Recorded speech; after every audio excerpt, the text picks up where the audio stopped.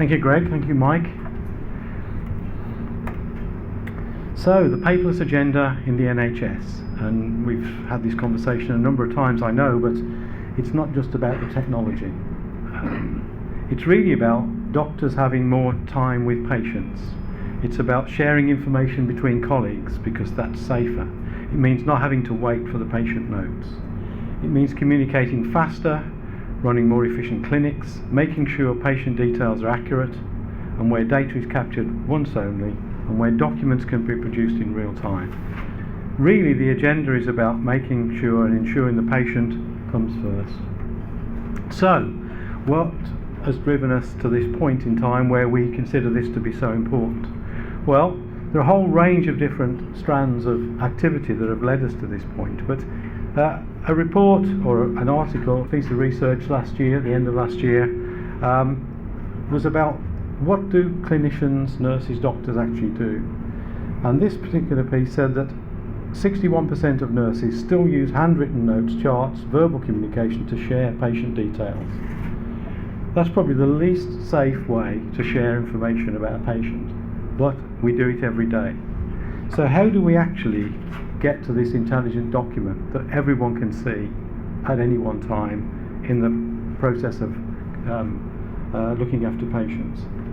Now, the paperless agenda from a political point of view has come about because of cost savings, we think. That's kind of the view. So why is cost savings so important? Well, sometimes in the NHS we see a lot of criticism from press, from individuals and so on. But this piece of research, so I was speaking to Eddie about earlier on, and Eddie is speaking later, this is the Commonwealth Fund who calculated last year where the NHS and every other health system in the Western economies rates compared to each other. And the amazing thing is that the UK comes out top, the best service provider in terms of quality of care, effective care, safe care, coordinated care and patient-centred care and so on. We're actually the best health system in the Western economies. We can see, though, that two factors are involved in this. One is the dedication of the 1 million people plus that work in the NHS. But the other point is, on the bottom line there, we can see health expenditures. And we're actually almost the lowest expenditure per capita. So that's where the pressure comes from. We want to provide the best care, but we want to pay the least for it. And that creates a funding gap. So we have to get better at doing things. Not only is patient safety important, but we also have to reduce the costs. The other thing about this chart, by the way, is that we do come almost last on one area, which is, do we live healthy lives? And we come bottom on that. So all down the pub later then, yeah. So the challenge in the NHS. The NHS Confed have been running this 2015 challenge research and surveys over the last couple of years.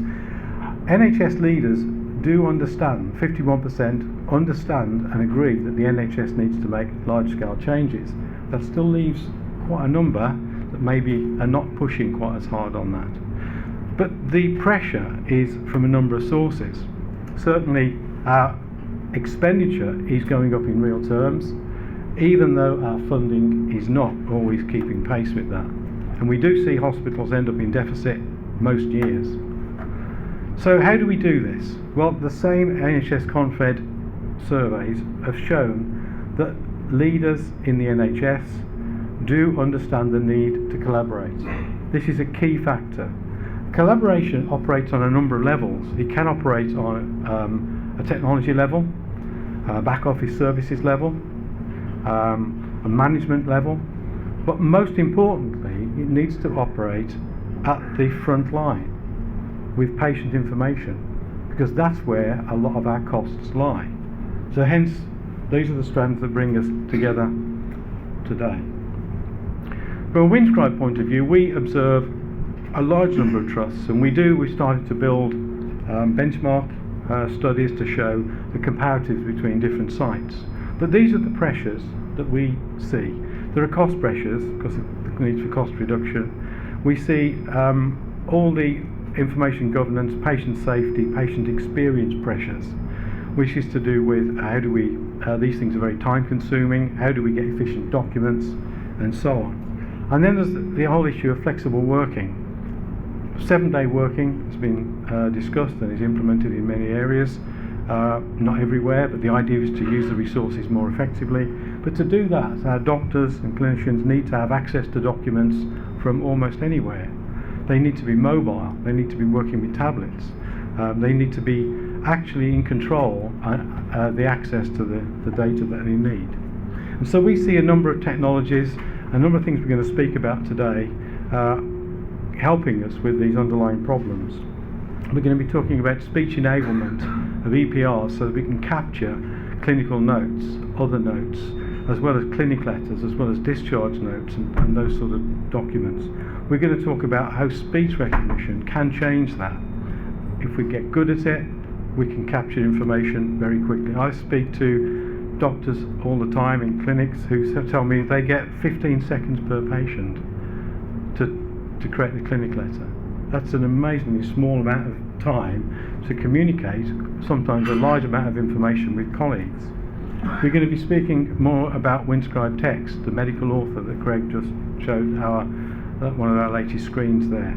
We're going to be talking about the intelligent document that attached to clinical notes, attached to the EPR data, attached to the clinic letters can be all sorts of other information that we can use in other ways that actually reduces the amount of paper and increases our level of understanding.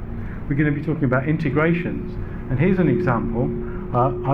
The hospital that this was taken, I might even be in the room, but this is actually a very well-functioning hospital. But this is the system structure in the hospital. Very difficult to manage, complex. It's often inflexible. You want to introduce something new. It's difficult. It embeds old processes, and it's costly. Well, what we want to try and do in the whole idea of integration is learn from the Apple, the Google approach. Single touch for Apple, and you've got access to something. Single search with Google, you've got access to something. The trick there is how do you keep that in context, as Greg said earlier. Of course, we typically design applications that look like the one on the bottom in IT, and we need the users of applications, those doctors and nurses, to tell us what is wrong with our design from a technology point of view. And we want to be able to control processes with nice, easy views of each process. So here's our current view of how to manage a clinic process. In this case, it happens to be a cloud application. It's not in the UK as it happens, but we're just using this as an example. In this particular situation, there are 231 dictations current. That's patients in visit. None are waiting for a typist. There are 3 jobs in the typing queue. There are 15 being typed. There's 111 waiting for doctors to approve, and there's 497 completed so far in this period. This gives somebody, a manager, the chance to control this process, to move work around. We're going to be talking about what work we've done with Prescribe a little later on in terms of end-to-end processes. But this idea is about clarity. We also want to make the usability for the clinician very a quality approach to usability. So we want to be able to see the document at all stages, and we'll be looking at it later. We want access to the clinic information. We want access to maybe other information like allergies, or maybe the ability to capture alerts. We want to be able to allow that clinician to talk, check and send whatever that document is, and make it as simple as that. So give people a lot of information to work with, but the function that they're going to use it for is simple. And we've got these sort of big blue buttons in various parts of the application, which we'll be looking at later, which allow you to send to a secretary, to sign and send directly to your colleagues, or to save to work on later with colleagues. When we look at that end-to-end process of, we'll just look at clinic letters for a moment, we can see that sometimes our analysis needs to include the full end-to-end process. So in this example, we can see some departments are dictating very quickly. That's the pink bit at the bottom. The typing is happening pretty quickly in some, not so quick in others. The approval period, that's the purple bit, is faster in some departments than others, and then the issue time in some departments is very quick and in others seems to take some time. So by looking at the process like this on a weekly, daily, monthly basis, we can target our change management to those parts of the organisation that are not responding. So maybe in this case we've got cardiology, won the first column. The back office staff are doing a great job. The doctors are doing a great job. They're dictating very quickly and approving very quickly, but there's a bit of a lag with the typing, and so we can sort that out. In others there, this review and approve time is the one that's taking the resources of the organisation. So to improve trust performance, we need to do a whole raft of things. We need to improve the dictation quality, we need to speed up the capture, we need to share documents. When we move into the EPR field of speech enabling EPR, clinical noting, it's even more complex. There are more factors, and so our job is to enable you as organisations to grapple with these different factors and improve them so that the whole process can be improved. Now we have some interesting case studies today. The innovation levels in the NHS are extremely high. We work in other markets internationally, and we do see the appetite in the NHS to do things better is enormous. And we've got Leeds, Calderdale, Sherwood and Taunton that we're going to take a look at today. Just want to make a note, we work with a whole range of different EPRs, a whole range of different clinical correspondence systems. Some of these are using systems we've implemented in the last 2 or 3 years. The system that Greg alluded to that we're going to show today, the Winscribe text system, is now in use. I think we're working on 8 projects in the UK now, including Birmingham Children's. I can see Andrea there sitting, smiling at some of this and saying, yes, we're doing that. But first of all, let's take a look at some of the projects that have been completed. So we can look at what Taunton says, and apparently I have to wait for the little arrow to come up, and then if I click it, we should be able to